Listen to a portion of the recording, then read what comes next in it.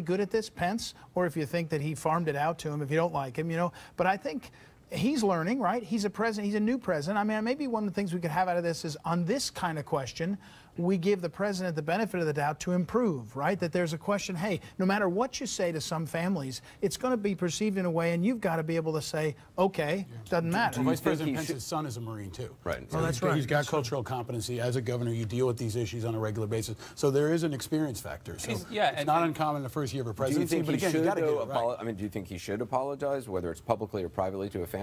Or call and say, look, if there was a misunderstanding? I think he should. Ed, do you think that? I think he should reach out to them. I'm not sure he should announce that he's apologizing. He should call them and say, you might have heard this wrong, and here's what I was trying to do. By the way, I'd like to point out again, because it meant a lot to me to read it.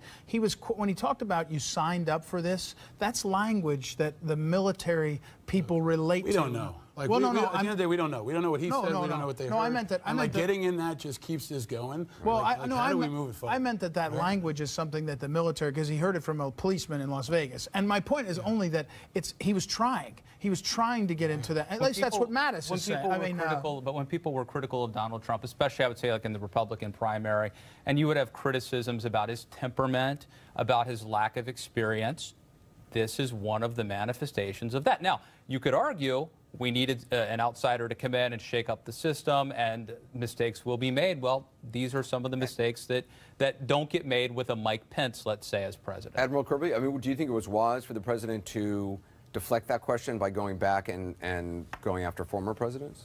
Yeah, I do. I mean, to turn this, of all things, into some sort of competition with President Obama or even President Bush, because he talked about other presidents too, I think totally inappropriate. I mean, again, this is a solemn duty of any commander-in-chief. President Bush called it being comforter-in-chief. It's the one thing that no matter what political stripe you are, you should be able to wrap your arms around and take it very, very seriously, and in fact, gravely. And for him to turn this into another competition, and I'm better than the last guy, completely wrong. I want to thank everybody in the panel. Again, you can read Admiral Kirby's op-ed at CNN.com. Coming up next, as I mentioned, I'll speak to the mother of a fallen soldier, Sergeant Dylan Baldridge. The president offered her ex-husband $25,000. We'll talk to her about the phone conversation she had with the president and how it impacted her. We'll be right back. You push yourself every day. Tempur-Pedic helps you recover every night. Only Tempur material precisely conforms to your body for up to twice as much pressure-relieving power, so you'll sleep deeply and wake up feeling powerful. Find an exclusive retailer at TempurPedic.com. When you have a cold, stuff happens. Deeply and wake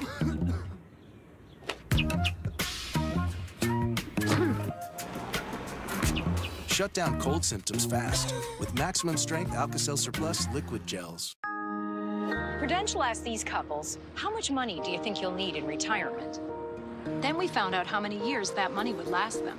How long do you think we'll keep? Oh, stop. You're gonna leave me back here at year 9? How did this happen? It turned out a lot of people fell short of even the average length of retirement. We have to think about not when we expect to live to, but when we could live to. Let's plan for income that lasts all our years in retirement.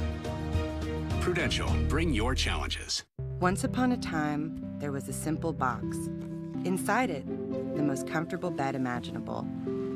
Engineered by an award-winning team, on the Casper, life is but a dream. Try it today at Casper.com. Looking for a microbrew? No, nano brew. Fruity, not too fruity. Blackberry? No, boysenberry. With hints of chocolate and leather, not shoe leather, like a belt. And a sick label.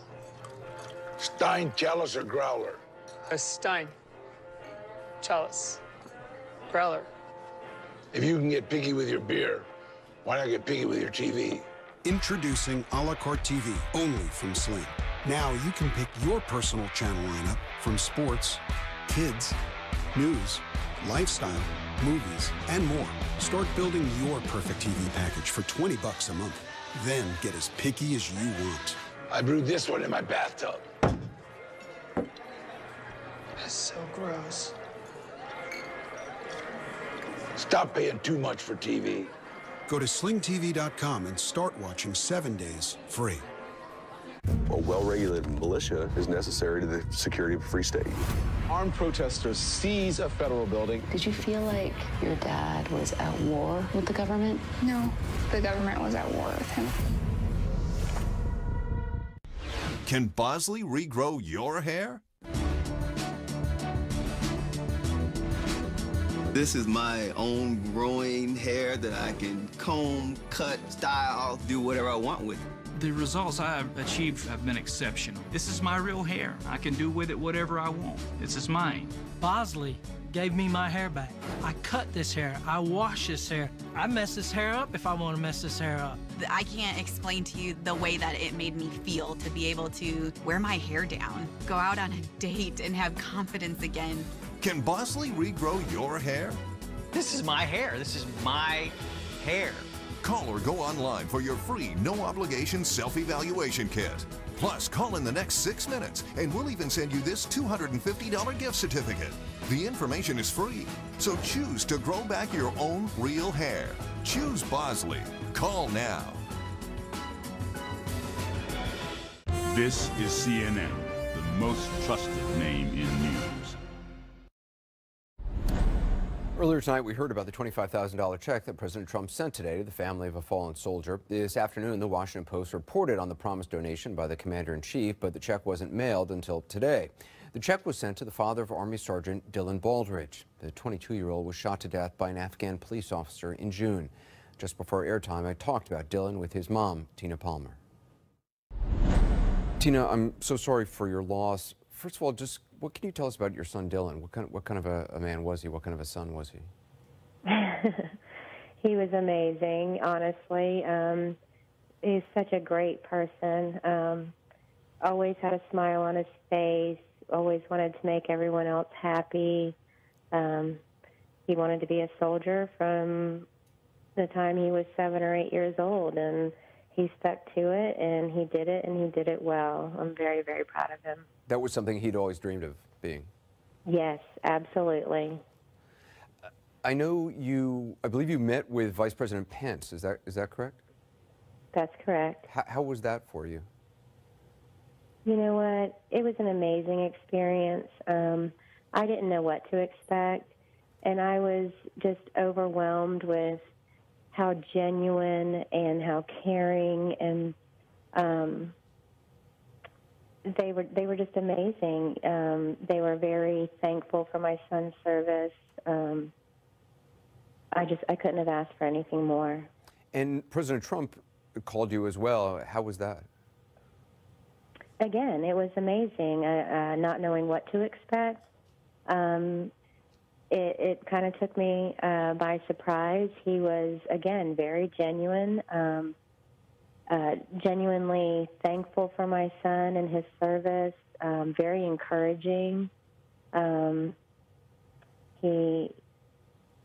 He expressed, a sincere gratitude, and it was very, very nice. It was everything you would want it to be. Absolutely. I didn't feel like it was forced or scripted or something that he felt like he had to do.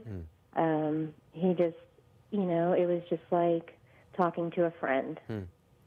I'm sure you're aware of the reports today about the president offering to send your ex-husband $25,000 when he spoke to him on the phone. Do you know anything about that conversation? I do not. I was not there during the conversation. Again, it's my ex-husband. I have no idea what transpired, what was said, so I really don't have any comment on that. I wonder what you make of these reports about the president not calling some Gold Star families. I spoke to a widow earlier who had not heard from him, and also the fact that the president reportedly told a widow last night about her husband that he knew what he signed up for, but I guess it's still heard. Obviously, the White House said that conversation that was not said or was not said in the way that it's being interpreted. Right. As far as him calling or not calling, all I can speak to is my personal experience. Sure. And it was fantastic. As far as knowing what they signed up for, people take things differently, and I'm sorry, if she was offended. I know personally, I can't speak for other people, but personally, I know that my son knew what he signed up for. And that doesn't offend me. That just gives me more respect for what he did, because he knew the danger, he knew the risks, but he just believed firmly in what he was doing and protecting this country. And they know what they're signing up for. Is there anything else you want people to know about Dylan? Everybody loves their children, but I truly liked Dylan as a person. And if you talk to anybody who's ever met Dylan, to meet him was to love him. He was just a truly a very good person, and I couldn't be more proud of him. Well, Tina, I appreciate you talking to us, and again, I'm so sorry for your loss and all your sacrifice. Thank you, Anderson. I appreciate it. When we come back, 4 weeks to the day after Hurricane Maria struck Puerto Rico, the island still a disaster zone. Access to food and water could mean the difference between life and death for some. There in the island is running low on both. Bill Weir takes us to one of the communities struggling right now. Imagine a kid who's told his disability will be a lifelong struggle. Now imagine a place where that same kid is told he can do anything. I don't have to imagine, because that kid is me. And that place is Shriners Hospitals for Children. For over 90 years, Shriners Hospitals for Children has helped bring hope to children and their families, regardless of their ability to pay. Because of Shriners Hospitals for Children, I can play basketball. I can paint. I can play hockey. I could climb stairs. I can write my name. $19 a month from people like you. Let Shriners Hospitals for Children help kids like me. Will you send your love to the rescue today? You're not just giving a child the care they need. You're giving them hope, strength, joy, independence. But we can't do it without you. Just 63 cents a day can change a kid's life forever, like it did for me. Will you send your love to the rescue today? Your call says you care. Your gift, no matter how small it is, can help a kid like me. Like me. Like Andrea. When you call today, we'll send you this adorable Love to the Rescue blanket as a thank you and a reminder of the love you gave to a kid just like me. Thank you. Thank you. Muchas gracias. Thank you for giving. Because of you, we see lives changed every day. Call or go online now. If operators are busy, call again or go online to loveshriners.org today. Your call says you care. Whoa, this looks worse than I thought. Mike and Jen Doyle? Yeah. Time for Medicare, huh? I have no idea how we're gonna get through this. Follow me. Choosing a plan can be super complicated, but it doesn't have to be. United Healthcare can guide you through the confusion with helpful people, tools, and plans, including the only plans with the AARP name. Well, it wasn't so bad at all. That's how we like it. AARP Medicare plans from United Healthcare.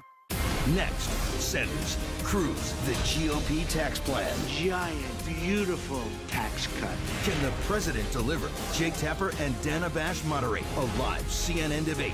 Next, only on CNN.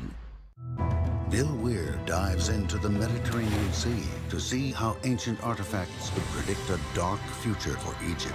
How long before archaeologists were studying those artifacts? The Wonder List with Bill Weir, Saturday at 9 on CNN. At Southern New Hampshire University, we traveled across the country to celebrate the success of our online students who couldn't attend graduation. Thank you guys for giving me the chance again. It's something that I worked for a long time. Because we believe student success is success worth celebrating.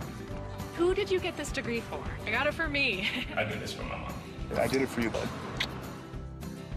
Congratulations, Daddy. Find your online graduate or undergraduate program today at snhu.edu.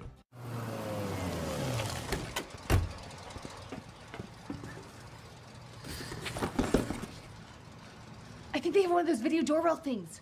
What? It's called a Ring. What? Ring video doorbell means I can see you and this guy.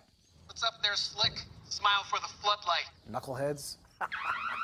The Ring video doorbell and floodlight cam. See, speak, or sound an alarm right from your phone. Learn more at ring.com. This is Life with Lisa Lang, Sunday night at 10 on CNN.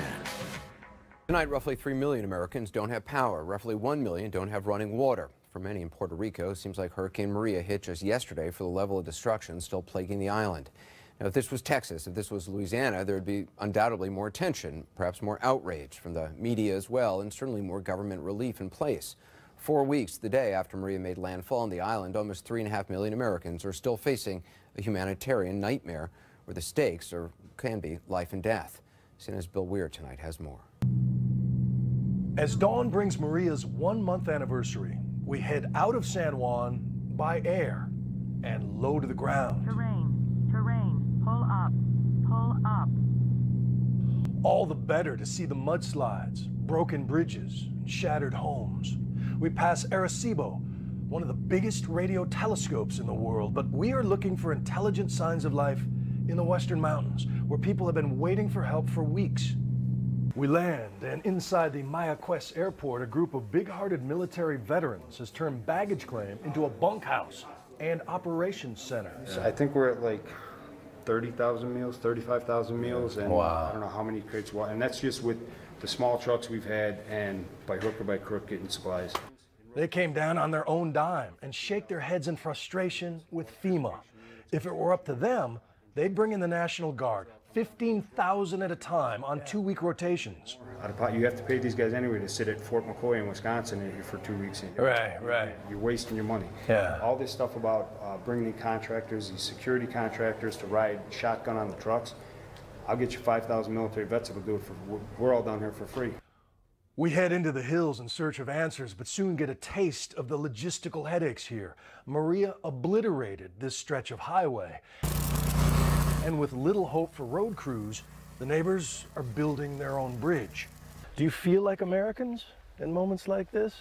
Do you feel taken care of as citizens? We're not people that say the government must help us, Santiago says. We're all part of humanity. Every person does the best they can. What kind of help are you getting from the outside? Have you seen FEMA or? We see FEMA. We see the group that came from Kentucky, Connecticut, and they purify the water. And are these the veterans, the guys, yes, former right, soldiers? Right. Yeah, we met them at the airport. Oh yeah. They were beautiful people. Thanks to Junie and his mini monster truck, we get past yet another mudslide and soon track down one of FEMA's top men on this island. Couldn't you use National Guardsmen in 2-week rotations to come in? Are you begging your bosses for more men? No, I'm not. Why? Because we have 4,500 National Guardsmen coming in. But just as a point of comparison, 2 weeks after the Haiti quake, the U.S. had 22,000 troops on the ground in a foreign country. I don't know how much more we can bring without actually impacting the economy of Puerto Rico. If I keep on flooding the place with food and water, when is it that the local neighbors are going to open their supermarkets? Isn't it true that FEMA had a presence in New Orleans for like 7 years, right? People were living in FEMA trailers for years. We were in New Orleans just 2 years ago, and we left 5,000 mobile homes there. Right. And we were there for 7-8 months responding there. And we're in Florida, and we're in Harvey, and we're going to be in Puerto Rico, and now we're in Virgin Islands also, for as long as it takes. For as long as it takes? For as long as it takes. Despite what the president says. You know what? We don't follow, I don't see TV, so I don't even pay attention to that. I pay attention to the mission that I have in my heart, which is fixing Puerto Rico. In just a few hours we've been out shooting, an amazing development here at this abandoned airport. The Air National Guard out of Tennessee and Kentucky has arrived and are militarizing this airport. They tell me off camera they got 500 guys, more are coming, that they've been sitting back home for 2 weeks, chomping at the bit to come, but there's so many layers of bureaucratic red tape, they just couldn't pull the trigger. But the good news is they are here now. They've got supplies, and they're gonna start pushing them into the mountains as soon as they possibly can. And Bill joins me now from They've got San Juan. supplies. At today's White House briefing, Sanders said, we're continuing to do everything that we can to help the people of Puerto Rico. You've been there over the last few weeks. I mean, does the outlook on the ground match up with what we're hearing from the White House? Well, maybe now that these guys are actually arriving, and they've been wanting to arrive for 2 weeks. That's what the guardsman told you. Just by point of comparison, Snappers, the bar on Key Largo that got obliterated 38 days ago by Irma, is open for business tonight. You go around Puerto Rico a month after Maria, and it's hard to see that anything has changed. There's so much to do here, but a good sign that the Guard is here now. Yeah, and so frustrating that, you know, a lot of those guys you talked to off camera are saying they've been sitting around for 2 weeks chomping at the bit. I mean, I talked to first responders when I was there. I heard the same thing. They'd been there for days wanting to get out, and we're just waiting around. We're frustrated. Bill, I'm glad you're there. Thanks for the reporting, as always. It's time to hand things over to Dana Bash and Jake Tapper. The CNN debate with Senator Bernie Sanders, as well as Senator Ted Cruz on the GOP tax plan. That starts right now.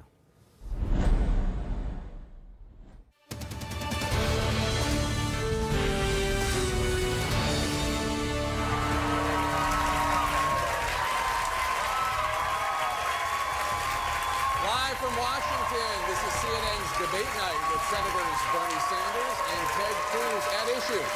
President Trump's new tax plan. Will Congress go for it? And how might it affect your wallet? I'm Jake Tapper. And I'm Dana Bash. This morning, President Trump again promised his plan will be a boon to small businesses and the middle class. But President Trump's critics say the plan is a huge boost to the rich and might even raise taxes for some in the middle class. Meanwhile, President Trump's Treasury Secretary is saying that the stock market, now at a record high, will drop if Congress does not cut taxes. Senator Cruz supports the president's effort to lower taxes. Senator Sanders opposes it. Gentlemen, welcome. A reminder, you will get 90 seconds to answer questions from us and our audience, 45 seconds for responses and rebuttals. Senators, let's start with your opening arguments. You each have 1 minute. Senator Cruz, we'll start with you. Dana, thank you. I want to thank CNN and Jake and Dana both for hosting this, everyone for coming out. And Bernie, thank you for joining us for a substantive debate on tax policy. Several months ago, you and I did Obamacare. Now we're back with taxes. And I got to say, this debate is very, very simple. Bernie and the Democrats want every one of you watching today to pay more taxes. And Republicans want to lower the taxes for each and every person watching this debate. Now, tonight I'm going to make a prediction. Bernie's going to suggest in just a few seconds that this is not really about you. This is about, quote, taxing the rich. That's what the Democrats always say. But here's what you need to know. Every time Bernie says the rich, what he means is taxpayers. And so if you pay taxes, he's talking about you. Now, how do we know this? We know this because there's a difference between facts and rhetoric. Bernie's tax plan cost over $13 trillion. That's what he's proposed raising in new taxes. And who pays for it? Well, the Democrats always talk about the millionaires and billionaires. But here's a simple fact. We could take every single person making $1 million a year or more and confiscate 100% of their income, everything they make, every penny. And it would raise about $1 trillion, about 8% of the cost of Bernie's tax plan. That means if you want tax revenue, you don't get it from the millionaires and billionaires. You get it from the middle class. You get it from the working men and women in this country. Tax cuts are about jobs and more money in your pocket, more money for the single mom to buy books for her kids, for the truck driver to be able to afford sending his daughter to college, for the family who's struggling to make ends meet to be able to save up and go to Disney World. This debate is very, very simple. Bernie and the Democrats want to raise your taxes, and the Republicans want to cut them so that you have more in your pocket. Senator Cruz, thank you. Senator Sanders. Let me make a prediction. In 2 minutes, Senator Cruz is going to tell you that if we give tax breaks to the billionaires, like George W. Bush did, like Ronald Reagan, then we're going to create zillions of jobs and you're all going to become very, very rich. That we have a trickle-down economic theory, tax breaks for the wealthiest people, the largest corporations, and whoa, everything is good. That is a totally fraudulent theory. Here is the reality of American society today. For 40 years, the middle class of this country, the great middle class, has been shrinking. And what we have seen is a massive transfer of wealth from working families to the top 0.1%. Trillions of dollars because of corporate greed and an unfair tax system. Now, the Trump Republican tax proposal that's before us today, this proposal is being pushed by Senator Cruz's campaign contributors, some of the wealthiest people in this country, by the Koch brothers who are worth $90 billion. Why are they pushing this agenda? Because 80% of the tax breaks in this proposal will go to the top 1%. In fact, 30% of the middle class will end up paying more in taxes. 40% of the tax benefits will go to the top 0.1%. This is massive tax breaks for the wealthy. And then the other thing they do in order to pay for their tax breaks, you know what they do?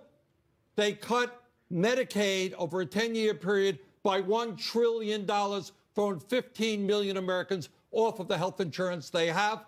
They cut Medicare by $470 billion. So what this is, in fact, is a proposal which is right on the floor of the Senate right now. Senator Cruz and I going back tomorrow. We're going to continue the debate. It is a Robin Hood proposal in reverse. They're taking from the working families and the poor, and they're giving to the rich. It's a proposal that must be defeated. Thank you, Senator Sanders. Let's talk about some of the details now. Republicans are still working out a lot of the details of the tax plan, but the proposed framework would cut the corporate tax rate from 35% to 20% and reduce the number of individual tax brackets from 7 brackets to 3 brackets, creating 3 new rates of 12%, 25%, and 35%. I want to begin with the question of who this plan will benefit. We're going to bring in Kelsey Yarzab. She's a student at the George Washington University here in Washington. She has a question for Senator Cruz. Kelsey. Senator Cruz, I come from a middle-class family, and I worked hard in high school to get into a competitive college. But even after academic scholarships, my parents and I are still struggling to afford my education, and that's without indirect costs. So it's hard then for families like mine to see the benefits of cutting corporate tax rates and reattempting trickle-down economics when that hasn't been a long-term solution for the middle class in the past. How would you justify cutting the corporate tax rate by 15%, but only barely making a dent in the tax rate for middle-class Americans? Kelsey, thank you for your question, and congratulations on your studies. Look, I understand the frustration, and you know what? There are a lot of young people who feel frustrated. You've probably got student loans. I know when I was in college, I had about 100 grand in student loans, and wasn't sure how to pay for them because my parents had declared bankruptcy when I was in high school. So I understand that's hard. You asked why cut the corporate taxes for a young person. I'll give you the single best reason: because when you graduate, you want a job. Do you know the United States has the highest corporate tax rate of any developed country in the world? You look at countries all over Europe, you look at Ireland, you look at the United Kingdom, you look at France, they're cutting their tax rates, and what's happening is jobs are fleeing to those countries. Capital goes where it gets the right tax rate. And Bernie's solution is jack the taxes up even more. If you jack the taxes up even more, we've already got the highest corporate tax rates in the developed world. You'll see even more companies leaving, even more jobs leaving. And the frustration young people feel is you're coming out of school and you don't have opportunity. You know, Bernie talked a minute ago about the gap between rich and poor. He's right. It's growing. But it's grown dramatically under Barack Obama. Do you know that right now the top 1% have a higher share of our national income than any year since 1928? If you look at an article called The Greatest Wealth Transfer in History by Justin Gardner, New York Post editor, called the period between 2008 and 2015 the Great Fleecing. Those are the Obama years, because what happened? What happened is $4.5 trillion in wealth was accumulated in Wall Street, and that was with high Obama taxes, high Obama regulation, all the cronyism and favoritism of Washington. And the people that got hurt, the gap between rich and poor, widened more under Obama than under any other president. What I want to see is young people coming out with opportunity, and the way you have opportunity is to have 2, 3, 4, 5 job offers. When you cut taxes on small businesses and job creators, the result is everyone benefits because you have more opportunity, better jobs, and higher wages. Senator Sanders? Well, for a start, I commiserate with you as a student struggling. And what you should know is that in order to give incredible tax breaks to the 1%, the Republican budget that we're debating right now would slash Pell Grant funding. Pell Grants are the major source of federal help for working class young people. It would slash that funding, if you could believe it. At a time when so many young people are struggling to figure out how they're going to go to college, these guys want to cut Pell Grants by $100 billion. They want to cut housing assistance all over this country. If you're a young person, you're thinking of getting an apartment, getting a house. We have millions of people who are spending 40, 50% of their limited incomes on housing. They want to cut Section 8 housing and other housing programs by $37 billion. So what this entire proposal is about is to give tax breaks to people who don't need it, and you do that by making massive cuts in education, in healthcare, in housing, in the programs that working families desperately need. Senator Cruz, you want to respond? You know, I do. It's interesting. In his opening, Bernie invoked Robin Hood. And I got to say, I think Bernie fundamentally misunderstood that story. Robin Hood was robbing the tax collectors who were collecting too much taxes from the working men and women and taking it for the rich. In Bernie's analogy, it is the Democrats who are King John and the Sheriff of Nottingham. And Robin Hood is saying, tax collectors, stop hammering people who are struggling, who are laboring in the fields, who are working. Stop taking it to the castle to give out to your buddies. You notice Bernie's going to tell you all this free stuff he's going to give. And the Democrats love corporate welfare. They love to rail on the insurance companies. What they won't tell you is that under Obamacare, the profits for the insurance companies doubled. When you have Washington giving out goodies, the big guys do great. It's the little people who hurt. It's the young people. It's the entrepreneurs. Look, when my dad came to America from Cuba, he couldn't speak English. He was washing dishes. He was making 50 cents an hour. Our economy has been the place where people can come and do that, and it doesn't work. You notice, Bernie didn't disagree with what I said, that the gap between rich and poor has increased more under Obama than any president in history. It's increased significantly over the last 40 years under Republican presidents, and it did increase under Obama, and it did increase under Bush. Under the Bush proposal, and remember what Senator Cruz is talking about, if we give tax breaks, we're going to create all these jobs, we're going to have all this growth, and we're going to have a surplus and so forth and so on. Under President Bush, he did it. He gave tax breaks, and you know what happened? He gave tax breaks to the rich. And you know what happened? We lost 500,000 private sector jobs, and the national debt almost doubled under Bush. Now, here is the most important point tonight. Really, it has nothing to do with taxes. It has something to do, everything to do, with campaign finance reform. And I want all of you to ask yourself a very simple question. Why do you think the Koch brothers and Ted Cruz's major donors, billionaires, are supporting these proposals? Do you think they're staying up nights worrying about working families? Do you think they're worried about kids who can't afford to go to college? Do you think they're worried about elderly people who can't keep their homes warm in the wintertime? They are not. You got one group of people, the Koch brothers, two people, worth over $95 billion. They are going to spend $300 million alone in this campaign cycle to do what?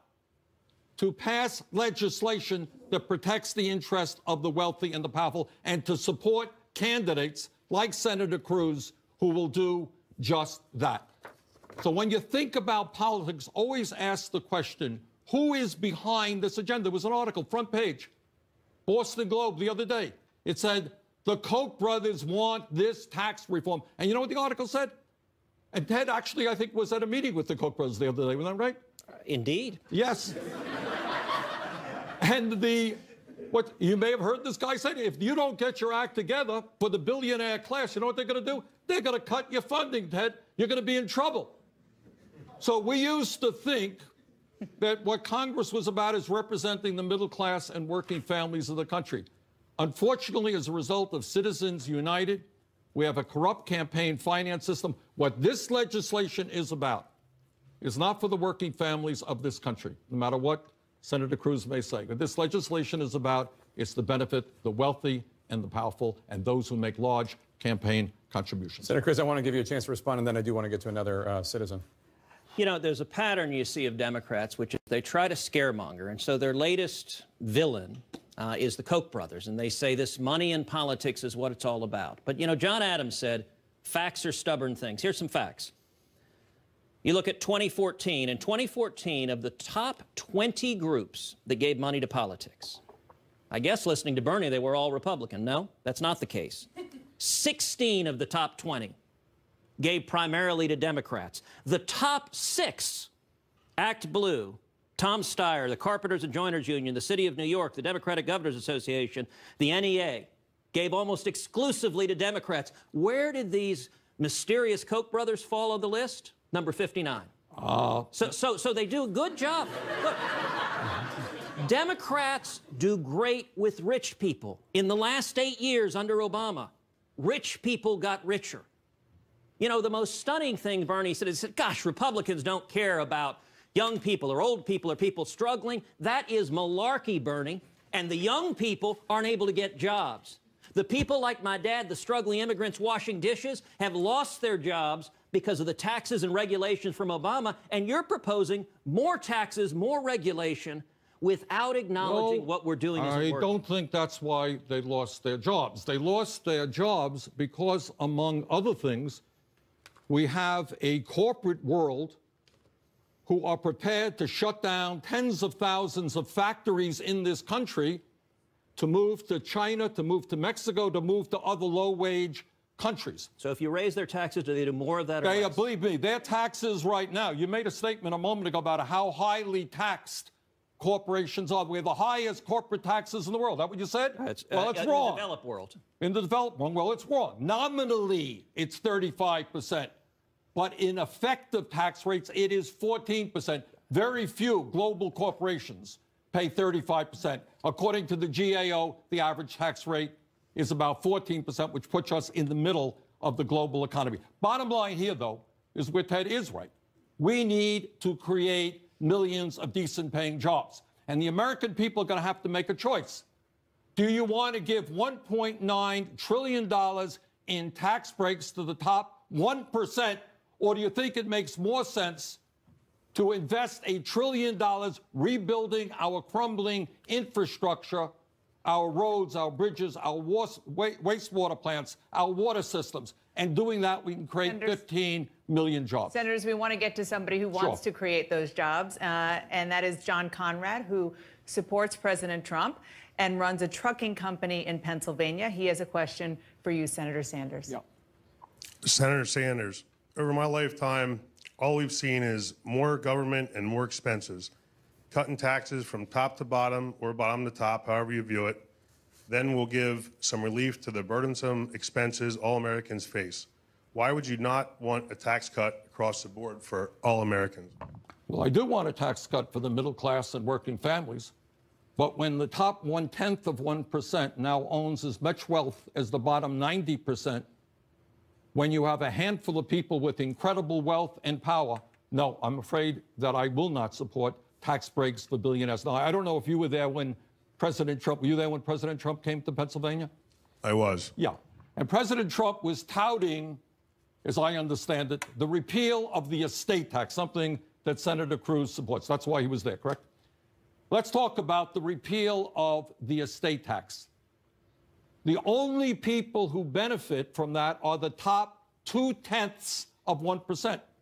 99.8% of the people do not pay a nickel in estate taxes.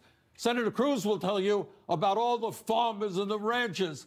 Well, Ted, there are 80 of them in the United States. The overwhelming majority of beneficiaries of this estate tax that Trump was supporting are people like the Walton family. Do you really believe that the wealthiest family in America should get a tax break of up to $50 billion, that the Koch brothers should get a tax break of up to $30 billion. Do you think that makes sense? I did say all Americans. Well, do you think that the wealthy should not get tax breaks? I did say all Americans. Okay, well, I happen not to believe that the Koch brothers need a tax break. Senator Cruz? Well, let me say a couple of things. One, Bernie once again said, oh, look, it's the super rich that we're going to pay the taxes. It's the top 1/10 of 1%, the millionaires and billionaires. You notice Bernie hasn't responded to the simple fact that if we confiscate 100% of the income of everyone making over $1 million, it produces about $1 trillion. Where does Bernie get the other $12 trillion that he's raising taxes? It comes from the middle class. And by the way, if you confiscate 100% of a person's income, the next year they're not going to work or produce it if you're going to take 100%. But let's take what Bernie just brought up now, the death tax. I think the death tax is one of them. No, it's the death tax because it kicks in when you die. You paid taxes your whole life. No, your family pays it, yeah. Then when you die, you see two people, the undertaker and the tax man. No, that's not fair. Well, and let me point out, you know, again, the rhetoric behind the estate tax is, oh, this is all about the rich guys. You know, the George Soroses of the world don't pay estate tax. They have armies of lawyers and accountants. They do all sorts of trusts and generation skipping. They don't pay it. The people who pay the death tax are farmers, they're ranchers, they're small business owners. Now, Bernie said a minute ago, oh, there are only 80. You know, there might be 80 in Vermont. But those facts are not right. And let me give some real facts. According to the U.S. Agriculture Census, there were 3.2 million farmers in America. 13% of the estates subject to the estate tax included farms. 1/3 of all farmers are over 65. And if you look at from 1995 to 2016, 102,000 closely held businesses and 36,000 farms paid the death tax. What does that mean? That means a family farm, when the farmer passes away and his or her kids inherit the farm, so often the first thing they have to do is sell the farm or take out big debts. A small business, if you've got a factory in a town and you've got equipment that is employing, that has workers working, and the owner of that small business dies under the death tax, the small business owner doesn't have the fancy lawyers and accountants that George Soros has. So the small business owner ends up having the kids sell the business and end up having to fire the workers. It's not fair. Let me just say, no, we're staying on the subject. I just want to introduce you to somebody who wants to talk about the federal estate tax, which, as you've noted, currently only applies to inheritances worth more than $5.5 million. We're sticking with this issue. I just want to bring somebody in. Can I just say something? Then let me just respond. We're coming right to you after Senator Cruz. Okay. I just want to bring in somebody who actually wants to talk about this specific issue. Scott Nash. He's the CEO of Mom's Organic Market. He has a question for Senator Cruz, and then I promise Senator Sanders will go right to you after that. Okay. I started a grocery company with $100 out of my mother's garage, and I now employ more than 1,000 people. I am extremely grateful that I now qualify for the estate tax. I learned from my parents that each of us needs to help those in need while pulling our own fair share. And I teach my children those same values. I believe that leaving everything to my kids would deny them the opportunity to gain self-esteem, satisfaction, and personal growth that comes from hard work and accomplishing goals. So why should my children, or the children of any wealthy person, inherit millions of tax-free dollars while other Americans have to pay taxes on the money they actually earn? Well, let me congratulate you on your business success, and I'm starting the business, Moms, you said you called it. I'm glad it's going well. You know, to be honest, the death tax is, at the end of the day, it's not about you or your kids. It's about the 1,000 workers you said you employ. And if you don't want to hand the business over to your kids, if you want to shut it down and lay those workers off, that's your choice. If you want to give the money to charity, God bless you. That is a wonderful thing to do. But I'll tell you, it's a terrible thing for those workers who are relying on that paycheck to feed their kids, to pay their mortgage. What the death tax does is other business owners like you, when they pass the business on, the simple fact that you died means you've got a massive tax bill that the only way to pay for it is to lay those people off. You know, the first question that was asked about as a young person, why should I care? A young person may be saying, well, gosh, the death tax, you know, when you're 19 or 20, you think you're going to live forever. Why do I care about the death tax? Well, you care about it if you want to be one of those 1,000 employees, if you want to have an opportunity to grow in a small business, and small businesses provide 2/3 of all new jobs. I'll tell you, I spent a lot of time in West Texas in the agriculture community, and Bernie's suggestion that farmers and ranchers don't care about the death tax, it is nonsensical. I have sat with farmer after farmer after farmer that has a lot of land. So under Bernie's definition, they're rich. They've got a lot of land. And they go broke every year planning and paying people's salaries and barely making ends meet, and yet the death tax would make them sell their farm. That's not fair, and it's not right. That's a good speech, but it has nothing to do with reality. I appreciate that. Here's the reality. You know, after Trump and people like Senator Cruz go around saying, oh, it's mostly the workers and the farmers and the ranchers who are going to pay the estate tax, Steve Mnuchin, who is our Secretary of Treasury, this is what he said, and I quote, obviously, the estate tax, I will concede, disproportionately helps rich people. Yeah, it helps rich people, the top 0.2%. 99.8% of families of somebody who died do not pay a nickel in the estate tax. Factcheck.org said, quote, less than 1% of farm operators, less than 1% of farm operator estates is projected to pay any estate tax. Tax Policy Center said, quote, only an estimated 80 small farmers will pay any estate tax in 2017. Center on Budget and Policy Priorities said only the wealthiest 0.2% will pay estate tax. Here's who the beneficiaries are. And this is why the Koch brothers are spending so much money to see this legislation passed. Their family will benefit to the tune of some $30 billion. So spending a few $100 million to elect people like Senator Cruz is pocket change if you're going to, a family is going to get $30 billion. If you are the Walton family, the wealthiest family in the country, you will get up to $50 billion. So this is an incredible boondoggle going to the top 0.2%, $269 billion going to the top 0.2%. You know what I think? We had a young lady coming up here talking about the cost of college. I think it makes a lot more sense for us to make public colleges and universities tuition free and lower student debt rather than give the Walton family up to $50 billion in tax breaks. Senator Cruz? Let me say a couple of things. First of all, you notice Bernie didn't say a word in response to my point that 2014 of the top 20 political givers, 16 of them gave to Democrats. And I will note, in 2016, I listened to a certain candidate, a senator from Vermont, rail against Hillary Clinton for being captive to all the millionaires and billionaires that have funded the Democratic Party. So I agree. And listen, I will note, your campaign, like mine, were funded predominantly by grassroots voters. You had a ton I did not get money from a super PAC funded by billionaires, Ted. You did. Well, I did not. What I did receive was 1.8 billion contributions all across the country. Contributions? Million. We talk billions and trillions, these numbers start. 1.8 million contributions. But you know what? Tonight, if people go to tedcruz.org, it might be billion if it works out. Look. There is power to grassroots campaigns, and both of our campaigns enjoyed that. But the modern Democratic Party, of which you are today one of the leading voices and leading faces, you and Elizabeth Warren represent the heart of the Democratic Party, and that Democratic Party is captive to the special interest in Washington, to the billionaires. Billionaires. Oh my goodness. George Soros, Tom Steyer, yes, they're billionaires. And they give massive amounts. And the Koch brothers are just low-wage workers who are struggling to feed their families with their $95 billion in personal wealth. Bernie, by the way, let's be clear.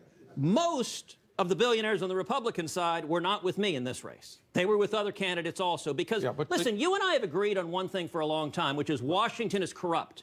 But let me ask you something. If Washington is corrupt, if both parties are in on favoring giant corporations and big business and big labor and all the people with power, where Bernie and I disagree is the solution. If Washington's corrupt, why would you want to give more power to Washington? Under all of these high taxes and regulations, the working class, the young, women are doing worse. And you're saying, keep on with the policies that aren't working? No, not quite. Oh, make them worse. Okay, make them worse. Okay, well, let's do two things. Yeah. Ted, number one, you ran a good campaign. Thank you. You did too. You were the guy who, Trump won, and you were right behind him, and I applaud you for that. But let's not confuse our campaigns. I did not have a super PAC. I did not have billionaires contributing millions of dollars into that super PAC. I never had a super PAC. I don't want a super PAC, and I'm damn proud that my average contribution was $27 from over 2 million people. That's number one. Number two, you're playing games here with words when you talk about the Koch brothers or whatever it was, 69th or so forth and so on. Of course, unions contribute, but there are millions of people in a union. The Koch brothers are 2 people. 2 people. So if the NEA, which is the teachers' union, which has, I suspect, millions of members, makes a contribution, I think... How much money does Tom Steyer give? Tom gives a lot, as a matter of fact. That's an $1 billion. awful lot. Yes, he does. Absolutely. Yeah. Look, and I'm not and here... Soros?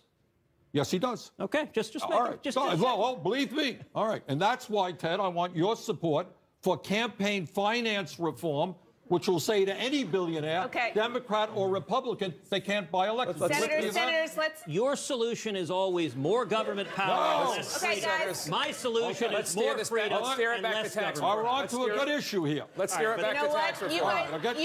Senators, you both just said you both just said what we're going to maybe do in our next debate. Let's focus on the legislation that is before the United States Senate. You are 2 members of the Senate. We appreciated the walk down memory lane, but let's focus on taxes. President Trump has championed the Republican plan as a win for small businesses. The proposal would cut the top tax rate for small business owners, from 39.6% to 25%. I want to bring in Mark Hagar. He owns Prentice Products, a specialty graphics company in Indiana, and has a question for Senator Sanders. Mark? Senator Sanders, you've characterized this plan as bad policy, disastrous, and morally repugnant. Yes. Matter of fact, I did. One element of this plan calls for a reduction in the tax rate for small businesses like mine, who are already taxed at a higher rate than our corporate counterparts. Yes. Can you clarify for me Look, how that's disastrous or bad policy or repugnant? But here's the point, Mark, and you make a good point. Small businesses are struggling with federal, state, local taxes. I got it. And we want to help small businesses. But, Mark, what this particular bill does, as I mentioned earlier, 80% of the benefits go to the top 1%, not to you, not to small businesses. And $269 billion go to the top 0.2%.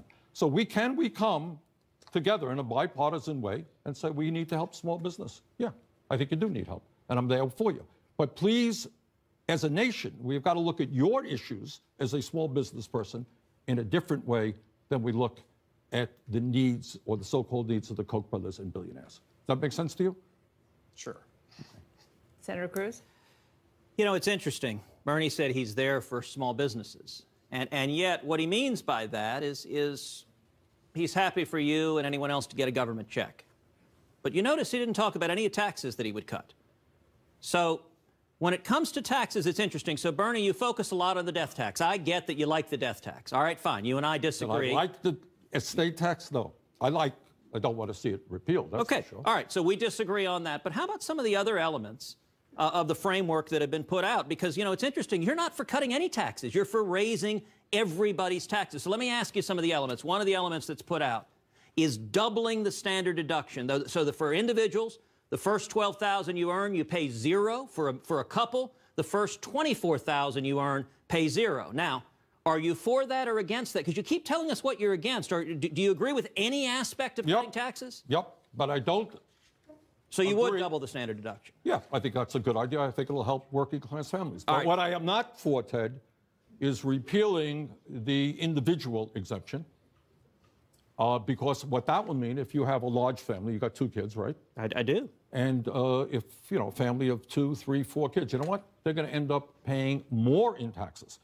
So I want to get rid of that part of it. I'm not sure what you're talking about, but you would agree that increasing the standard deduction, letting a married couple pay zero taxes on their first $24,000 of income, that helps working class Americans? Would you agree with that component? Yep, I would. Okay, good. All right, we found some common ground. This is It is a miraculous night.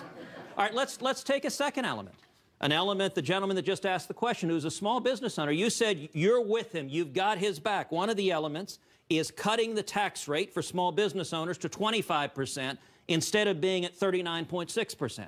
Would you agree with cutting the taxes for small business owners to 25% so that he can hire more workers? But you can't look at it this and that. You got to look at it in a comprehensive way. Ted, will you, before we talk about the small business guy, will you agree with me that it makes no sense to lower the tax rates of the highest income people in this country? I don't agree with that, but answer. You have to look at this. Would you agree with me that thousands of people will die if we cut Medicaid by $1 trillion and throw 15 million people off of the health insurance that they have? And that's not Bernie Sanders. That's a number of studies saying that. So to answer your question, if the question is, should we support small businesses and low-income people, the answer is, of course we should. That's the kind of tax reform we should do. I don't want to write them a check. We can lower taxes. But what you are doing is saying we're going to help a lower-income person here, a small businessman over here, but we're going to tie it to the fact that 80% of the benefits are going to the top 1%. Work with me on a tax proposal where 80% of the benefits go to the working class and middle class of this country. But you know, work with me on that? Bernie, as you...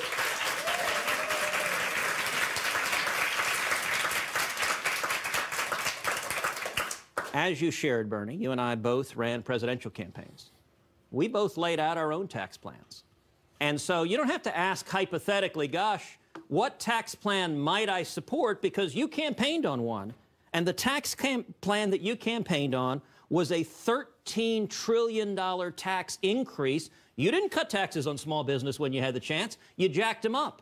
You didn't cut taxes. You didn't increase the standard deduction. You didn't actually, because your view is tax everyone, tax them like crazy, tax them at levels we've never seen, and then the government can send you a check on the back end. So when my tax plan, the tax plan I campaigned on was a simple flat tax of 10% for individuals and families, a business flat tax of 16%, which would be the tax you would pay, sir, in your small business, and we abolish every other federal tax. And it benefited every American. It increased every American's after-tax income by at least 14%, from the very poorest to the very wealthiest. That is what's happened when you get jobs and economic growth. I just wanted to be clear. Was this the same exact tax plan that in 2015 the Wall Street Journal headline said, quote, Ted Cruz's new tax plan delivers its biggest benefits to the top 1% of U.S. households, adding about 1/3 to their after-tax income. Is that the plan we are talking about, Ted? Look, I don't remember, but the Journal had lots of editorials criticizing me. Of course they did, because you're going to drive up the deficit. No, wait a second. I thought Republicans were the candidate of big business. Why was the Wall Street Journal criticizing me? Oh, the Wall Street Journal has some very good reporters. Their editorial page is a little bit off the that's wall. who you were quoting was their editorial page. No, this was a headline. No. It's a headline, not from their editorial page. The point is, look, the point is, do we need tax reform? Sure we do. It's a complicated system. What positive are you in favor? Can I please? Sure. In general, this is my view. Number one, we help the people who are hurting. You do not help the people who are doing phenomenally well. Corporate profits today, Ted, as you may know, are at an all-time high. We have large multinational corporations who in a given year don't pay a nickel in federal taxes. Absolutely, and that's all right? wrong. Good. All right, there, we'll work on that. But we can work on tax reform, which puts money into the hands of working people, not into your billionaire friends. So I want to turn to another taxpayer here. Republicans are proposing the elimination of something that's called SALT, which stands for State and Local Tax Deduction. It currently allows Americans to deduct their income and property taxes on their federal returns. I want to bring in Andrea Nicosher. She's an assistant professor at Buffalo State University. She's the mother of 3 boys, and she has a question for Senator Cruz. Andrea.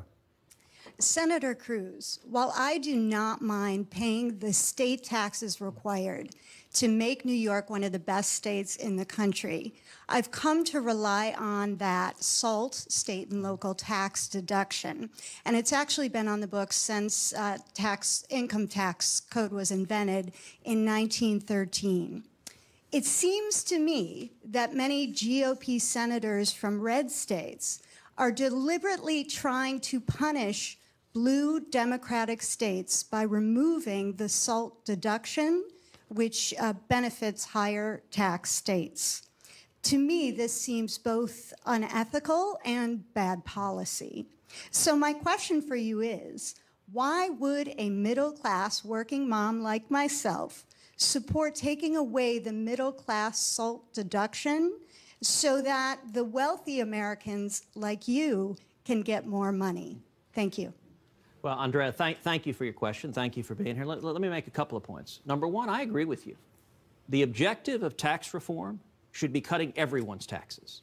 Cutting people's taxes in blue states, cutting people's taxes in red states. And if we don't do that, we've done something wrong. That's what I'm urging in Congress, that we should cut everybody's taxes. You're a mom with 3 kids, we need to be cutting your taxes. Now, I'll tell you, the state and local tax deduction is taken overwhelmingly by those earning $200,000 a year or more. It's those who are itemizing their taxes. It tends to be the wealthy. Now, I favor eliminating that deduction. Why? Because I don't think the federal government should be incentivizing states and local governments to jack up their taxes. But let me give a big caveat. I wouldn't favor eliminating that deduction unless we are lowering the tax rate enough that people in New York State, that people in Orange County, California, are paying less in total taxes. They're not deducting their state and local taxes, but the rate's a lot lower, so the check they're writing at the end of the day is smaller. And you know, I will say, you know, it's interesting you bring up New York. People vote with their feet. High taxes, what Bernie and the Democrats envisioning, jacking up taxes, we see it state by state. If you look at the 10 states with the highest tax rates, they have all seen, or virtually all seen, 9 of the 10 have seen population fleeing. Of the 10 highest states with tax burden, and New York is number 1, sadly, 240,000 people left those 10 states in 2015. And of the 10 states with the lowest tax burden, saw a net influx of 100,000 people in 2015. People are voting with their feet, and it's a combination of things. Number one, people are tired of sending more and more of their paycheck to the government. But number two, the high taxes and high regulations are killing jobs. The reason why you see people coming from high-tax states to low-tax states is in a state like Texas where we have low taxes, there are jobs. Jobs are plentiful. Young people have opportunity coming out. And so I agree we should lower taxes for everyone, but we see state by state an illustration of how what Bernie and the Democrats are proposing doesn't work, and people vote with their feet every single day. Senator Sanders? First of all, let's be clear that at a time when Senator Cruz is fighting to provide 80% of the benefits to the top 1%, 30% of the middle class, because of the point that you raised, are going to be paying more in taxes. So I do not believe that everybody deserves a tax break. As I mentioned earlier, the former president from your state, George W. Bush, he gave very large tax breaks to the wealthy in corporate America. We lost 500,000 private sector jobs, and the national deficit soared. So this idea is of giving tax breaks to large corporations is basically a fraud. Listen to what Ronald Reagan's domestic policy advisor, Bruce Bartlett, said. He said that virtually every Republican, what every Republican says about taxes today is a lie. Reagan's OMB director, David Stockman, said that the idea that closing loopholes and adding growth will pay for trillions in cuts, quote, is just completely fanciful and irresponsible.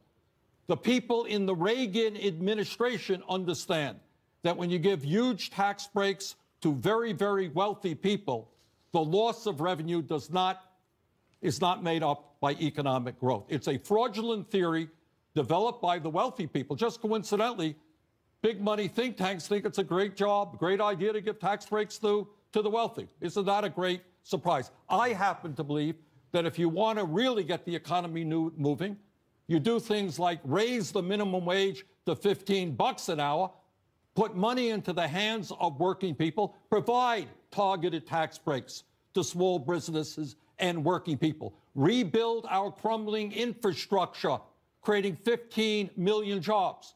When you make public colleges and universities tuition-free, millions of people will now have the opportunity to go out and get the decent-paying jobs that are being created today that today they can't get.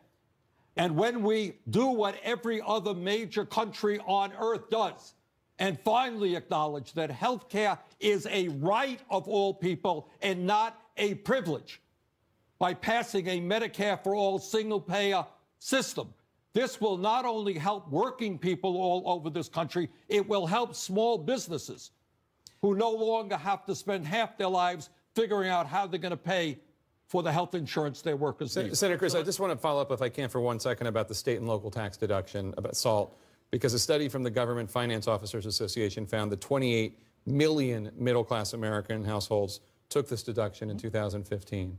So you're talking about helping middle-class Americans. 28 million households in that bracket took the SALT deduction. You're talking about eliminating. We've got to lower the rate enough that those 28 million are paying less in taxes. The objective on this is to cut everybody's taxes. And you know, it was interesting. I'll say a couple of things. Number one, you know, Bernie talks about all the things he wants the federal government to spend on. He wants free education for everyone. He wants free health care for everyone. He wants a chicken in every pot. No, you noticed he hasn't said, look, if he were in Colorado, it'd be pot in every chicken, but that's different. You know what he hasn't told you? A single bit of government spending he'd cut, because I don't think it exists. Oh, yeah. You want to ask me the question? And let me say beyond that, he also hasn't addressed how you pay for all this. Look, you think health care is expensive now, wait till it's free. Okay. The costs that are associated, and he's never once addressed the fact confiscating the millionaires doesn't pay for it. So Bernie read, hold on a second, I didn't interrupt you. Okay. Bernie read several quotes. Let me read a quote back at you.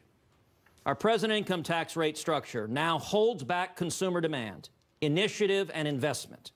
The largest single barrier to full employment of our manpower and resources and to a higher rate of economic growth is the unrealistically heavy drag on federal income taxes on private purchasing power, initiative, and incentive. Now, you know who it was that said that? It was John F. Kennedy. John F. Kennedy was a passionate advocate of cutting taxes. John F. Kennedy would be drummed out of the Bernie Sanders and Elizabeth Warren Democratic Party because he campaigned on cutting taxes.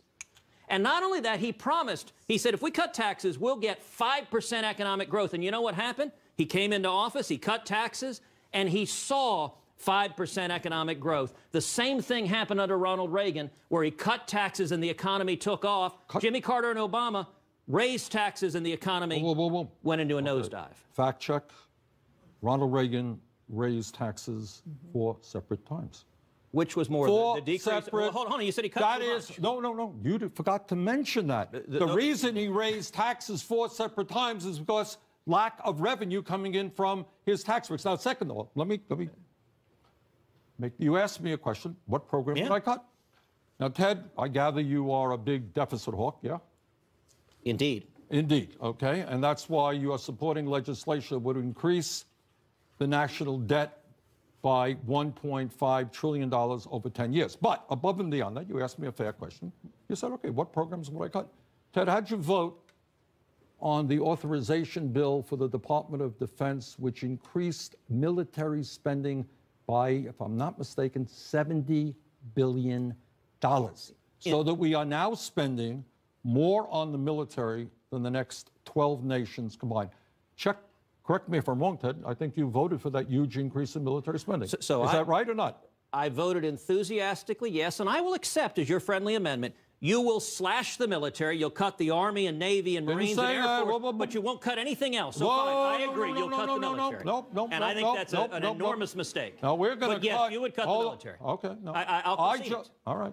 But don't concede for me. You have to explain to people. You would cut the military. I wouldn't. That's a real difference. Cut the military. Democrats want to cut the military. Republicans want to defend our nation. That's a real difference. That is an inaccurate statement. What was the vote on that authorization? Would you cut the military? What was the vote? You just said Democrats. I voted yes, you voted no. Correct. But how many people voted no?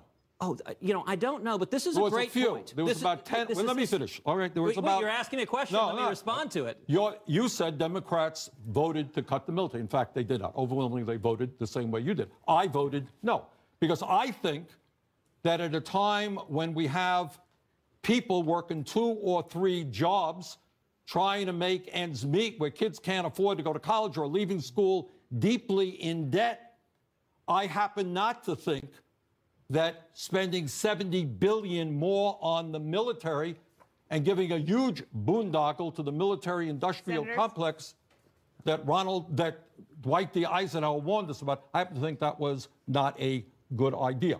I'll tell you what else I would cut. I would end a lot of the tax wealth. I would tell you what else I would cut would be oil subsidies and tax breaks. You work beyond that? We're going to do away with the billions of dollars. What subsidies you're talking about? Oh, the oil depletion allowance? That's ordinary expensing that every other business has. But you want to punish one particular sector. I think we should treat every energy source fairly. And I'll give an example of that. I went to Iowa and campaigned on ending the ethanol mandate, which is corporate welfare. You, of course, wouldn't end the corporate welfare and campaigned in the same state, correct? We have a lot more to talk about. Corporate welfare, about the deficit. Just say this. We have to take a quick break. We have to take a quick break. We have to make some money here. Thank you. CNN's Debate Night returns right after this.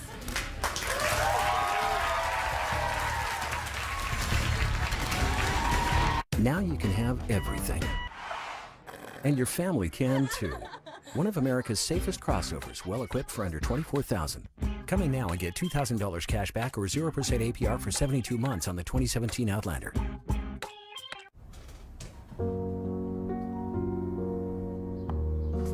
Hey, hon. We gotta go. Come on.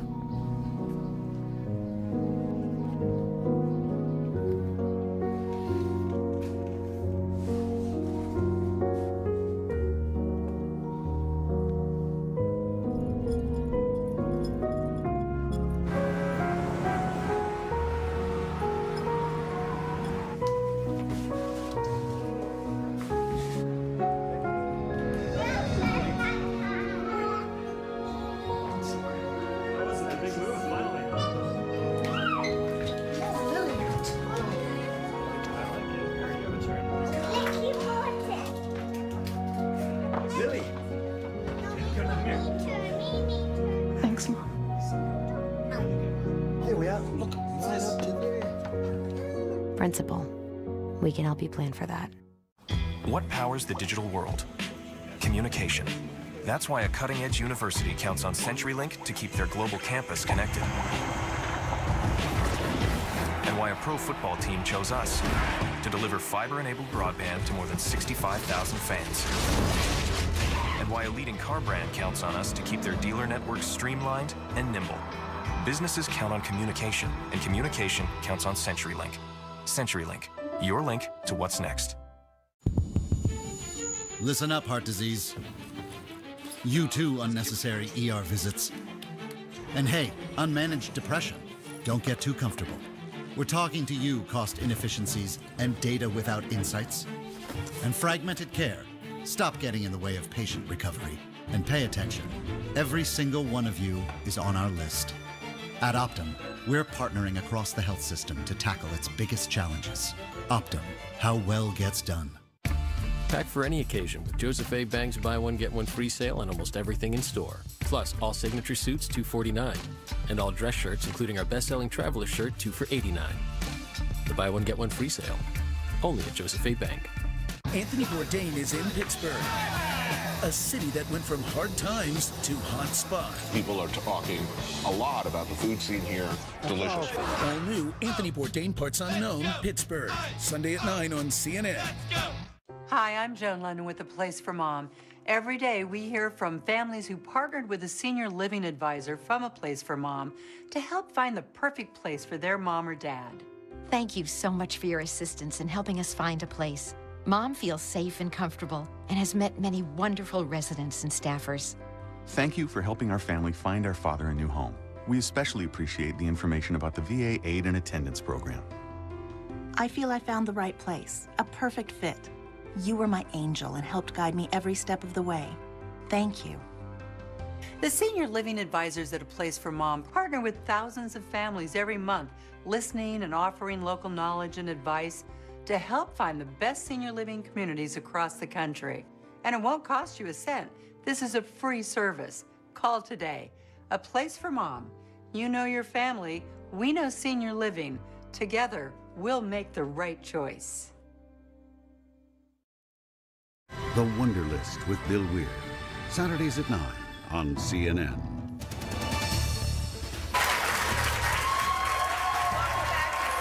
Debate night. We're back with Senator Ted Cruz and Bernie Sanders. We want to start, Senators, with the fact that President Trump promised this morning to increase the child tax credit, which currently allows middle and working class parents to take a $1,000 tax credit for each child under 17. And I want to introduce Jasmine Simon from Nevada. She is a single mom who works 2 jobs, and she has a question for Senator Cruz. Jasmine?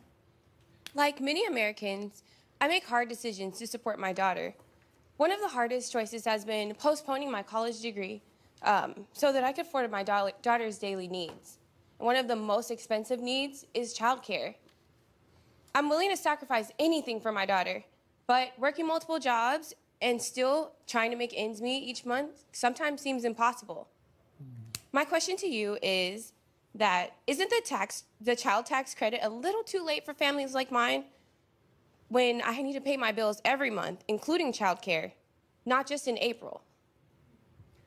Jasmine, thank you for that question, and let me commend you. I've got to say, being a single mom may be the hardest job there is in the whole world. And I'll tell you, I come from a family of single moms.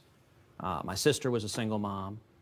Both my aunts were a single mom. And for a period of time, my own mother was a single mom when my dad left us when I was a little kid. Thankfully, he came back, so I didn't grow up with a single mom. But the challenges that are on your shoulders, your kids are relying on you every day, and it's hard. You're trying to provide for them, you're trying to teach them, you're trying to raise them, you're trying to love them, and there are only so many hours in the day. And so thank you for the strength and courage you give every day for your kids. When it comes to the child tax credit, it's designed to help moms like you. It's designed to say you need more money in your pocket. And so part of the framework that's being laid out is to increase that child tax credit so that you would get more. And right now it's refundable, which means you can get a check. Not only do you not pay taxes, but if you're not paying taxes, you can get a check as well. And so it's designed to help make it easier to deal with how hard it is to be a single mom. But I'll tell you, I think the single best thing that would help you and so many other single moms is to have a growing economic environment where you had better job opportunities, where your wages were going up. I think it would make it easier to provide for your kids if your wages were going up and they weren't going down. And I would note there are a lot of single moms who are working a couple of jobs. Why? Because Obamacare defines a full-time employee as 30 hours a week. And there are millions of people across this country who are working 28 and 29 hours a week because their employers won't pay them full-time. They're single moms who are having to work 2 and 3 jobs at the same time. That's not fair. It's not right. And interestingly enough, Bernie and the Democrats don't have an answer to those moms who are the 29ers working 2 and 3 part-time jobs. I'd like to see you be able to get a job that pays you well, that puts you on a path towards a career to provide for your kids. Senator Sanders, I want you to respond, but as you do, I'd like to ask about the president's daughter, Ivanka Trump, who has been meeting on Capitol Hill with lawmakers and policy groups. She is discussing the child tax credit. Senator Marco Rubio said last week he thinks the issue would have universal support. Is this a proposal you can get behind? Absolutely. Look, let's be clear about it. You know, Ted talks a lot about he hates taxes and taxes, but the corresponding fact is that we do not have the resources to do what we should, among other things, for our children. Ted, we have the highest rate of childhood poverty in the industrialized world. Do you know that there are countries out there where mothers like Jasmine would not have to ask that question? Do you know why, Jasmine? Because they have universal preschools. They have strong early childhood education opportunities that are available to all families regardless of their income. I believe in that. And I think it's a lot more important that we invest in our children and in early childhood education. This proposal that Senator Cruz is supporting would make massive cuts in the Head Start program. How dumb is that when we have to put more resources into our children? We're talking about taxes today, but Donna, you know what? This is not just about taxes. It is a vision for America. I want to raise taxes on upper-income people to do what? To expand Social Security. Senator Cruz, I think you were quoted as saying Social Security is a Ponzi scheme. I've never said that. That's false. Okay, then you were quoted as that. If you tell me it's false, then I accept that. Okay. I want to expand Social Security. You'll tell us in a moment what your view on Social Security is. I want to make Medicare available. Jasmine, what it would mean for your family if you didn't have to worry about health insurance, that you and your kids had health insurance as a right, and to understand that despite what Senator Cruz is saying, we spend in this nation twice as much, $10,000 per person on health care, as Canada and any other industrialized country. And the reason for that is we have a healthcare system not designed to provide quality, cost-effective healthcare. It's to make the drug companies have billions and billions of dollars in profit, as well as the insurance companies. So when we talk about our national priorities, it is not just taxes, it is what taxes do for the American people. If you cut taxes for the rich and you don't have the money to do the right things, then you led to the situation which Senator Cruz is in. $1 trillion cuts in Medicaid, 15 million people losing their Medicaid, $470 billion cuts in Medicare, cuts in Head Start, cuts in the Pell Grant program. Is that the America we want? Senator Cruz? I don't think so. Well, you know, Bernie is fond of saying cuts, and cuts only in the language of Washington, where a slight decrease in a future rate of growth, where the spending next year is higher than the spending this year, only in Washington is that considered a cut. But let me say something about that. Is an outrageous statement, because 15 million people are going to lose their health insurance. I think those people would think this is a cut. You know what the 15 million, you know what people have heard under Obamacare? Is that under Obamacare, the average premium have increased over $5,000 a year. Obamacare is a failure, and what's happening... Why are we talking about Obamacare? Bernie, I didn't interrupt you. Yep.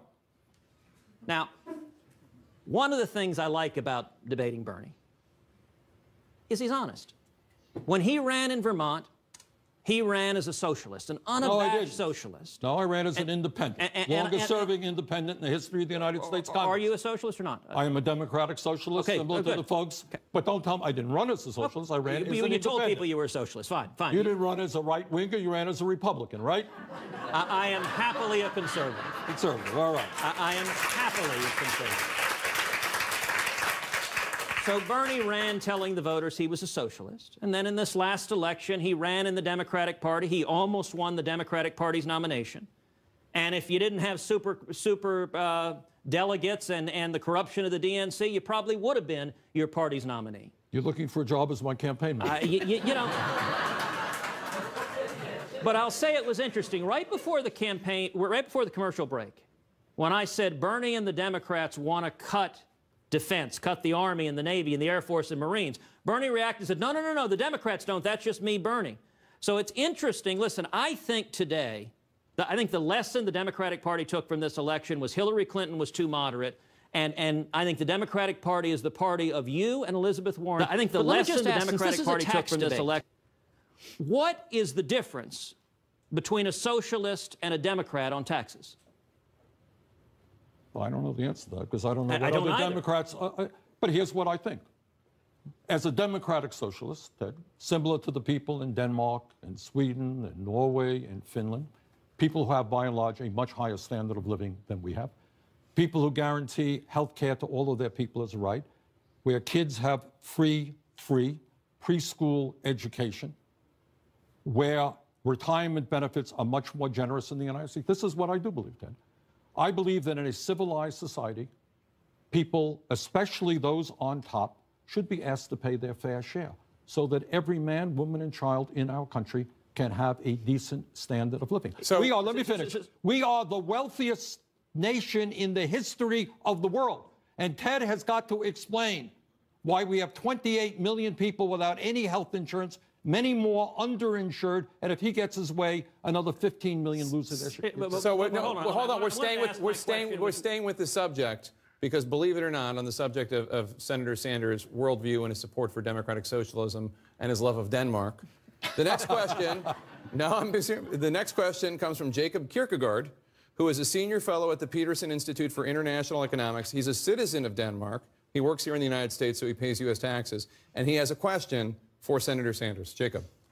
Yes, Senator Sanders. You have at various times, including just now, expressed the belief that the United States should look to Denmark and the Scandinavian countries for inspiration of the vision. Yes. Where the country is going, as you said. As was alluded to, I was born and grew up in Denmark. And these are countries where the government spends taxes and spends approximately twice the level of the United States. Mm-hmm.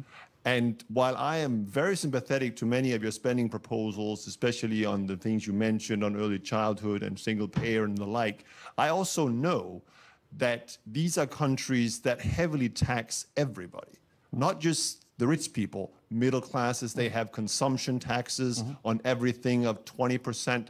So while I'm very sympathetic to what you say, my sense is still that you would like to spend as a Scandinavian, but not tax as one. Is that correct? The answer is, and you raised some very good points. When we talk about healthcare, for example, okay, what my proposal would do is, I'm sure you understand, how much do you pay, or the people in Denmark pay for healthcare when they go to the doctor? There is an approximately, if I'm honest, about $10 copay for everybody. $10. And how much do you pay when you go to the hospital? If you have cancer, God forbid, and you went to the hospital, how much would it cost you? Zero. Oh, it costs you zero. And how much is preschool, high-quality preschool for the children in Denmark? It would depend a little bit on the region of the country, but I'd say in $200 or $300 a month. $200 or $300 a month, okay? And what about college in Denmark? Our kids can't afford to go to college. How much does it cost to go to college in Denmark? Well, in fact, you get a government stipend to go to college. In other words, not only is it free, they give you a stipend because they want to make sure, correct me if I'm wrong. Well, in fact, you get a government stipend to go to college. The wisdom of all of the kids. They want to make sure that every kid in that country gets the best education he or she can have. Is that correct? If you have the appropriate grade average. Right, exactly. Yes. Yeah, exactly. All right. So here is the point. And your point is well taken. To provide quality, virtually free childcare, to provide free higher education, to provide virtually free healthcare. It costs money. Nothing is free. Taxes are high. You're right. But I would suggest that the average American would rather pay $3,000 more in taxes and see a $5,000 premium to a private insurance company disappear. They will be better off. In Denmark, my guess is, please correct me if I'm wrong, probably the per capita cost in healthcare is half what it is in the United States. Is that a good guess? Approximately, yes. Okay. So the point is, they are able to run a high-quality healthcare system, probably better than ours, at half of the cost because it's a public healthcare system. But to answer to your point, and it's a fair point, nothing is for free. But I believe in a kind of society which is different than Ted's does. I want to see all of our people, the young people, the old, the poor, the working class, be able to get the education they need, the health care they need, the job training they need. Does it cost money to do that? It does. But I believe at the end of the day, that is the kind of nation that the American people would like to see us become. Senator Cruz? You know, we just witnessed a very important moment in this debate, which is that Bernie admitted that he wants to raise everyone's taxes, not just the rich. The question was, to pay for this socialist state, you got to raise everyone's taxes. And Bernie said, yep, that's right. Your taxes are going up. That is a rare moment of candor in Washington. You know, it's interesting, when I asked him the difference between a socialist and a Democrat on taxes, he couldn't tell me. I can't tell either, because the Democratic Party today, the difference is Bernie admits his policies are socialist. Now, he lionized, hold on, I didn't interrupt you, Bernie. He lionized socialized medicine in Europe. If you look at socialized medicine, there are waiting periods, there's rationing. The government says if you're an elderly person, you need a hip replacement. It says, well, you may not get a hip replacement. We were talking about Denmark. The average wait time in 2014 for cataract surgery leave that gentleman was up there? 83 days. Come on back. And the average time in Denmark, which he brought up, for hip replacement was 55 days, 59 days for knee replacement. There is a reason why, Bernie, I didn't interrupt you. I'm Just not relax. interrupting you. Just relax. Come on. Sorry. It's the Italian in me. You know, as some might say, curb your enthusiasm.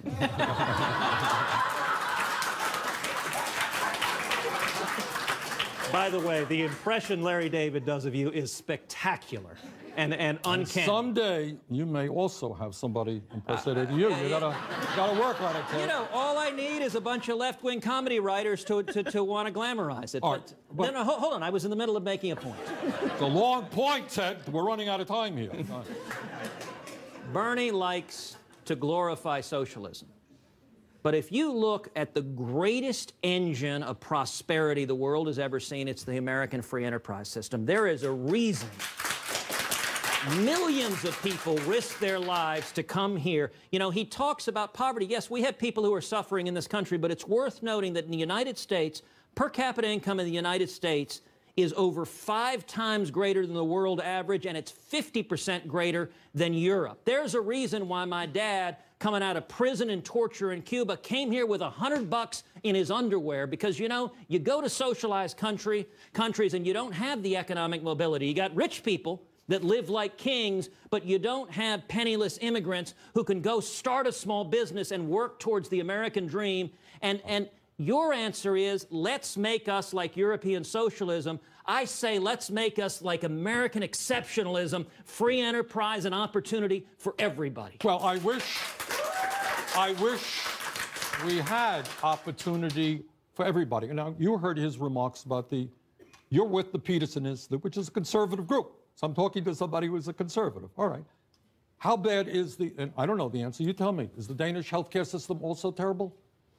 No, I mean, I think the general characterization of sort of waiting lists across the board is vastly incorrect. And I'll give you the example of my mother, who is hospitalized with cancer. She was treated, you know, in a matter of 1 or 2 days.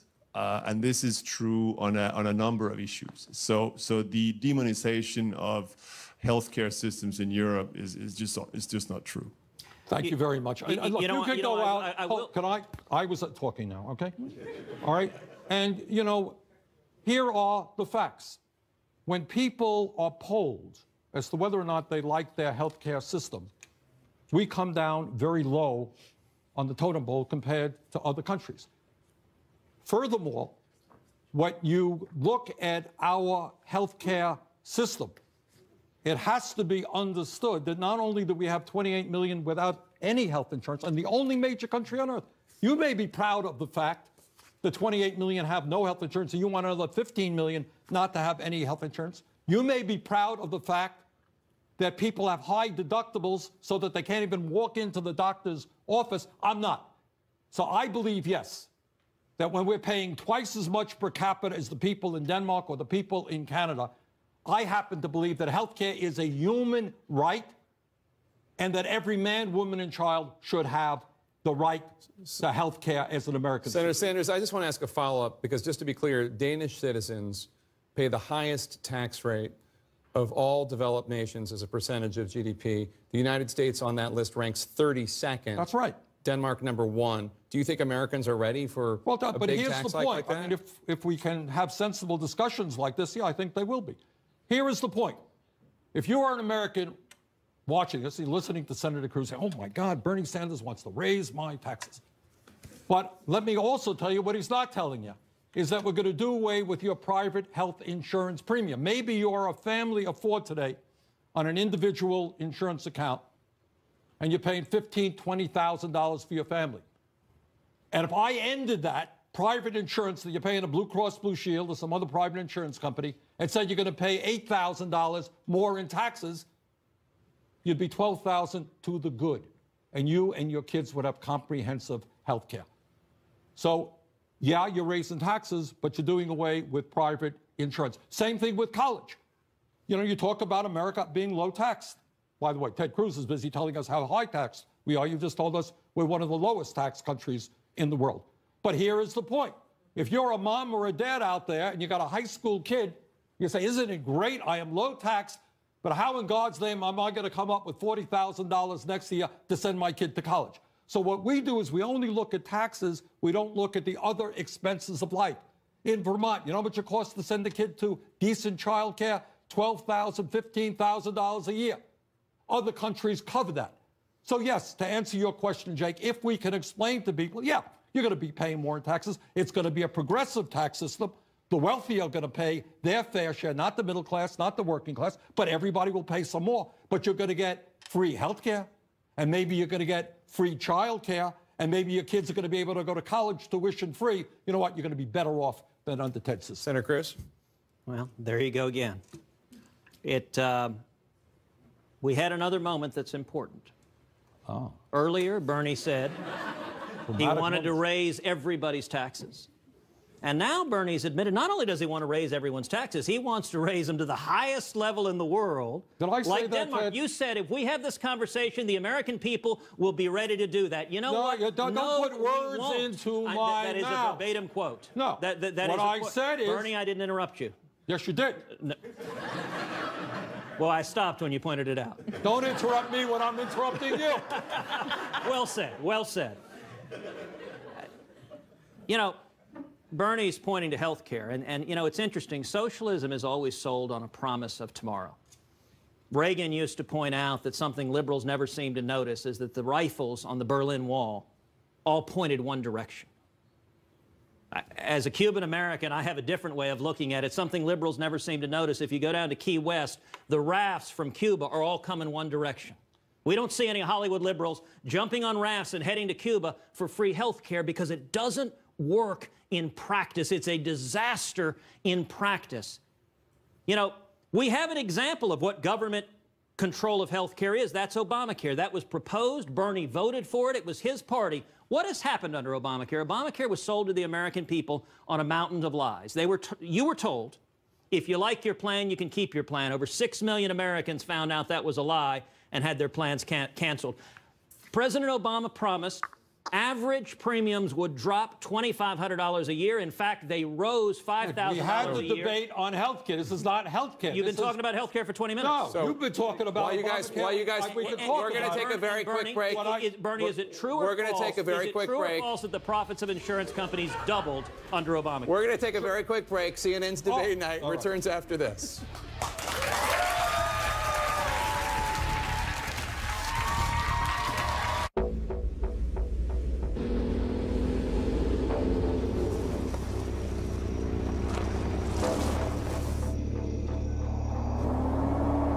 Nervous?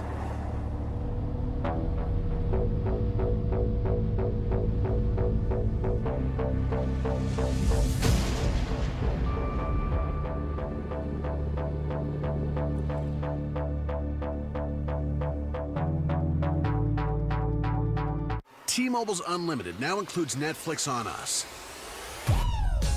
That's right, Netflix on Us. Get 4 unlimited lines for just $40 each. Taxes and fees included. And now, Netflix included. So go ahead, binge on Us. Woo! Another reason why T-Mobile is America's best unlimited network.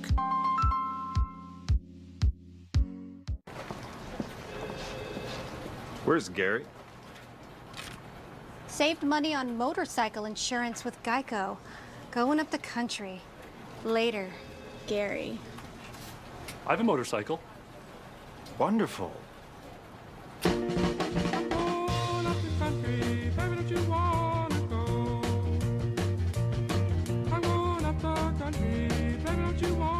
Geico Motorcycle. Great rates for great rides. When I grow up, I want to make cars fly, soaring through the air like a rocket. We all grow up, but you might say my head's still in the clouds. Because at Coke, my team and I dream up new technologies to make cars more aerodynamic, which improves fuel economy. It's a challenge, but this is what I was born to do. Today, smart planning is helping the new New York rise higher than ever. As the world leader in unmanned aerial systems, we're attracting the world's best talent to Central New York. and turning the airport into a first-class transportation hub. All while growing urban areas into vibrant places to live and work. Across New York State, we're building the new New York. To grow your business with us in New York State, visit esd.ny.gov.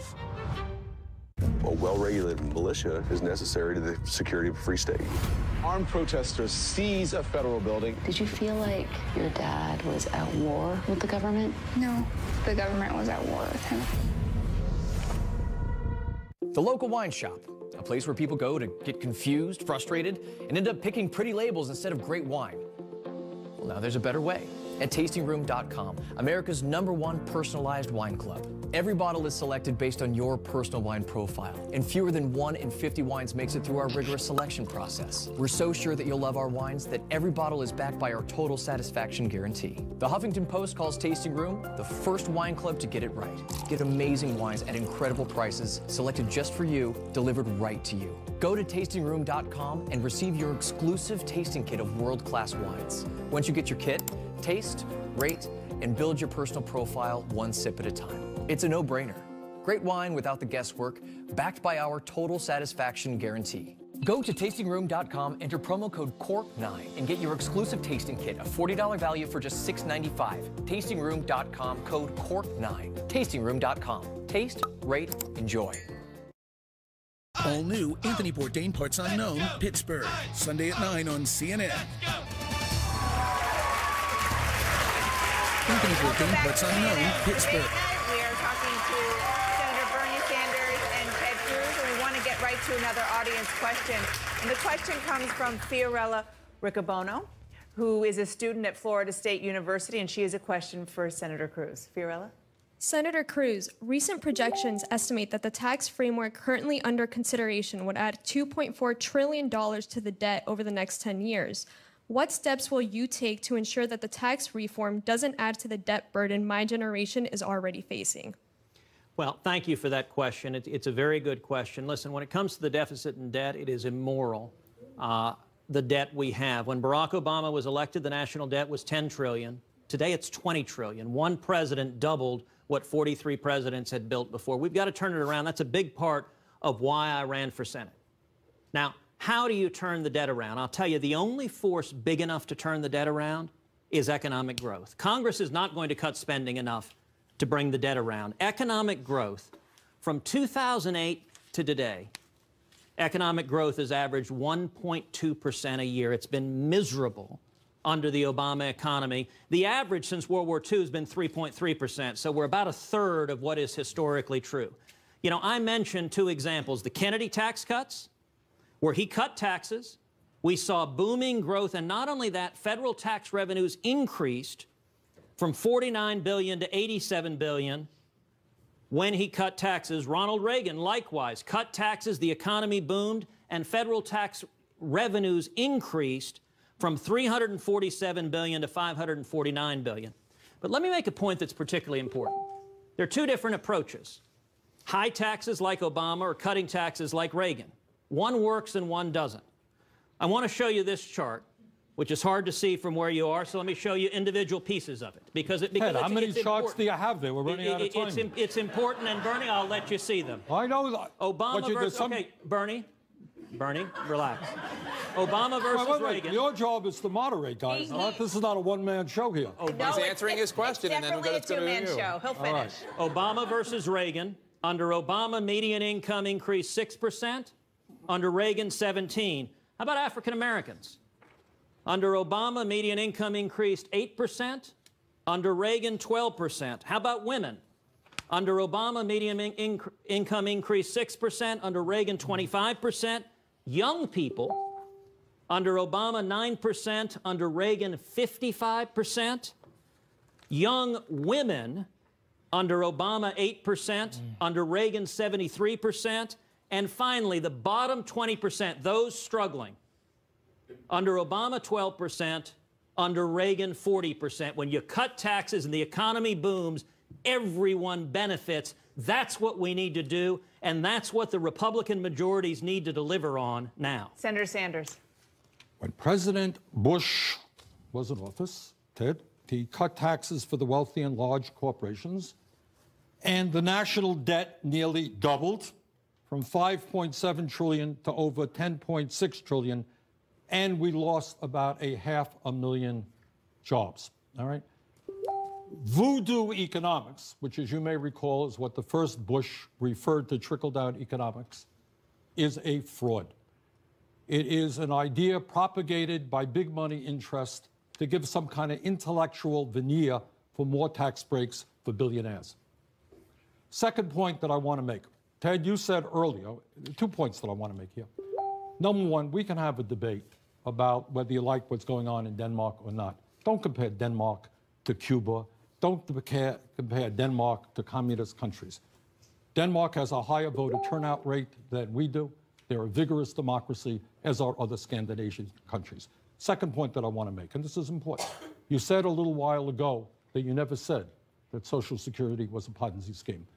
Go to my Twitter page, and you will hear Ted Cruz say, Social Security is a Ponzi scheme. And the point is not whether maybe Ted, we got it on the damn screen. You know, it's there. But that's not even the point. The point is what Ted's views are on things like Medicare, Medicaid, Social Security, whether or not our kids can afford to go to college. I happen to believe, and I believe this very deeply, that we are the greatest nation in the history of the world, and all of us are very proud to be Americans. Ted talked about his dad coming over here. Ted, you may know, my father came to this country at the age of 17 without a nickel in his pocket from Poland. Never made a whole lot of money, worked hard, was the proudest American that there was. This is a country that has attracted a whole lot of people. But let's have a serious discussion, not compare Denmark or Sweden. You can argue about the pluses and minuses of those countries, but please, don't red bait and don't call this countries like that Cuba. Senator, let's go back to the question at hand, which is about how much these tax cuts going forward would potentially add to the debt and deficit. Just going back to the last large tax cut that President Bush enacted, it added $1.7 trillion to the debt over 10 years, according to the CBO. How are you so sure that this tax plan, these tax cuts, won't do the same thing? Well, I can't let what Bernie said go by without responding to. He's referring to an interview where I was asked about another Republican who made the comment about Ponzi scheme. It wasn't my comment, it was somebody else's. Let me tell you what I think about Social Security. I think it's a fundamental bulwark of our society, and I think too many politicians in Washington are recklessly letting it careen towards insolvency. And I campaigned all across the country on strengthening Social Security, doing it so that those on Social Security are near retirement, there are no changes at all, every dollar, every penny of benefit is protected. But for young people, people my age, we need to reform it. You're not so young anymore. But you'd be surprised. But for people of younger generations, you know, there are a lot of young people here. It's interesting. You ask young people, how many of you think Social Security will be there for you? And there are very few that will raise their hands. For young people, we need to reform Social Security, and we can do that by gradually raising the age, not for those on it, but for young people. Senator, we're almost out of time. And I just want to follow up on this question at hand. You control. $2.4 trillion over 10 years. That's how much the Tax Policy Center says the GOP proposal in front of you right now will reduce federal revenue. So the Tax Policy Center is a left-wing operation. And by the way, their projections are impossible because at this point, there has been a framework put out, but without specific numbers. What I can tell you is simple facts. So Bernie said voodoo economics. Here are the facts. Kennedy cut taxes, and federal revenue, individual income tax went from $49 billion to $87 billion, and corporate income tax, and Kennedy cut corporate taxes, went from $23 billion to $37. Now, let's fast forward to Reagan. These are simple numbers. Reagan cut taxes. Total tax revenue was $347 billion. It rose to $549. Now, it's not voodoo economics. It's math at $549. Senators, we're going to have to take a quick break. This is about our economics. You have time at the end of the program. Raised taxes on the wealthy. 22 Thank million you, Senator Sanders. Thank you, Senator Cruz. We're going to take a quick break. CNN's Debate Night returns right after this.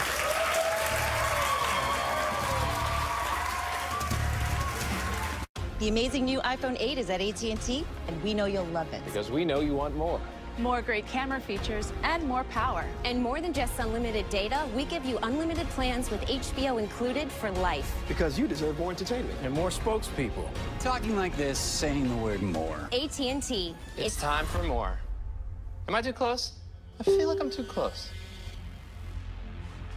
Get the iPhone 8, and with all AT&T Unlimited plans, get HBO for life, only from AT&T. Another day at the office. Why do you put up with it? Believe it or not, you actually like what you do, even love it. And today, you can do things you never could before. You're working in millions of places at once with IoT sensors, analyzing social data on the cloud to create new designs, and using blockchain to help prevent fraud. So get back to it and do the best work of your life. How do we make a portfolio stronger? By weaving together only those factors proven to drive performance over time. Because if it's not resilient enough for changing markets, it's not good enough for our investors.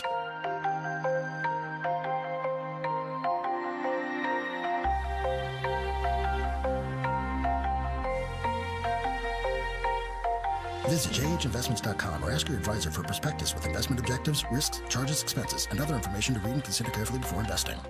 I'm lying in this bed of leaves, looking great in this outfit, and feeling great about what I paid for it at Steinmart. Save an additional $10 during our first ever Beautiful Savings event going on now through Sunday at Steinmart. Saving is a beautiful thing. Take this little stinker. Bye. Only the Brave has an incredible score on Rotten Tomatoes. No one could be prouder of his boys than I am of you guys. A stunning tribute to true American heroes. Only the Brave, rated PG-13.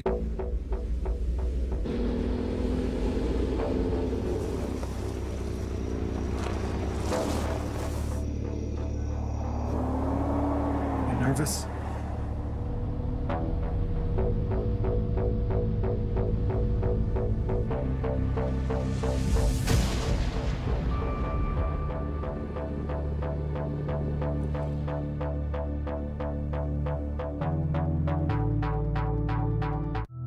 Bill Weir dives into the Mediterranean Sea to see how ancient artifacts could predict a dark future for Egypt. How long before archaeologists were studying those artifacts? The Wonder List with Bill Weir, Saturday at 9 on CNN. It's a noisy, chaotic, confusing world. If only everyone could see it more clearly. Separate fake from fact. If only we all understood what's really going on. The world needs another Economist reader.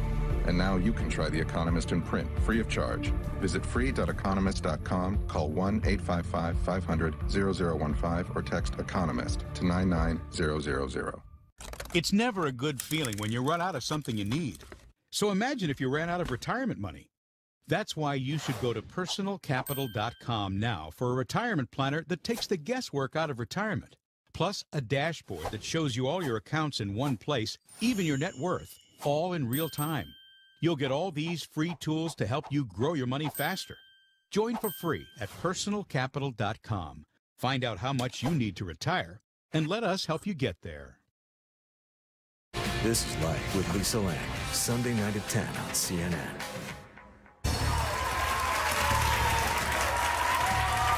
Thanks for being back with us. As we have heard tonight, the decisions that the senators make in the coming weeks will have potentially huge implications for the tax bills of every American. And senators, you each have a chance to make one last pitch. You have 1 minute. Let's begin with Senator Cruz. Senator. Thank you for joining us this evening. Appreciate you all taking the time. Thank you, Bernie, for being here, having a substantive and real debate. We ought to have more debates on substance in politics. This question is important. You've seen two fundamental views of government. Bernie and the Democrats believe government knows best. Bernie admitted that they want to raise taxes on all Americans. As Republicans, we have a Republican president. We have Republican majorities in both houses. We have got to deliver on our promise to cut taxes for working families, for small businesses, for farmers, for ranchers. I'll tell you what I believe, that you know better how to spend your hard-earned money than the government does, that you need to spend it to pay for braces for your kids, that you need to spend it to pay for new tires on your truck or to save for retirement or to start a business.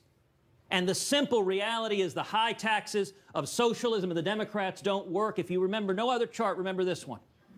There are a lot of young women here. Young women. Under Reagan, your incomes increased 73%. Under Obama, 8%. America is a land of opportunity. We're going to cut your taxes, and it's going to make a difference in terms of a better future for Americans all across this great nation.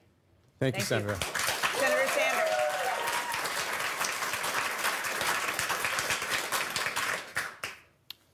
Let's examine what Senator Cruz really wants to do. He wants to see legislation passed that would give $1.9 trillion in tax breaks to the top 1%, significantly increase the national debt being passed on to our kids and our grandchildren.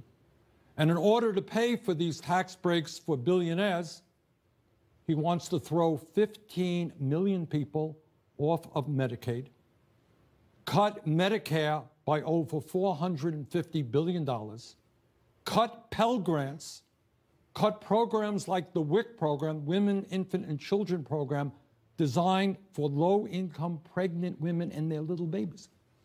I do not believe that America is about giving tax breaks to the very, very wealthy and cutting life and death programs for working families. This Trump Republican tax proposal is a disaster, and the American people have got to stand up, and together we are going to defeat that awful proposal. Thank you very much. Appreciate it. Thank you also to our studio audience for being here tonight, and thank you for watching. CNN Tonight starts right now.